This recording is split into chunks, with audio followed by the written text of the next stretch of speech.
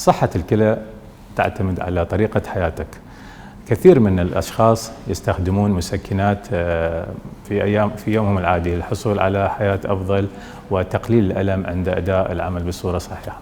طبعا هذه المسكنات كثيرة، أنواعها كثيرة، منها مسكنات تعمل على الجهاز المركزي وتكون أمينة بدون مضاعفات على الكليتين. منها مسكنات أخرى تعمل بصورة مباشرة على الكليتين وتقليل مادة البروستاغلاندين مما تسبب سلبا على عمل وظيفي للكلى.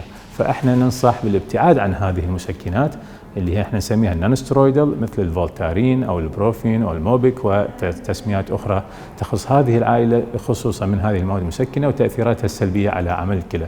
ممكن تصيب الكلى بعدة أمراض، منها تصلب الشرايين، منها التناثر الكلوي، ومنها عجز كلى حاد، وهذا يسبب خطر كبير ومضاعفات سلبية على صحة الكلى بصورة دائمية. ولهذا ننصح مرضانا بالابتعاد عن المسكنات بصورة خاصة إلا عن طريق وصفة طبية ينصح بها الطبيب.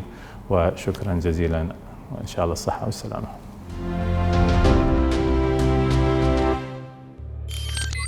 میهرەبانی، دڵسۆزی و لێزانی.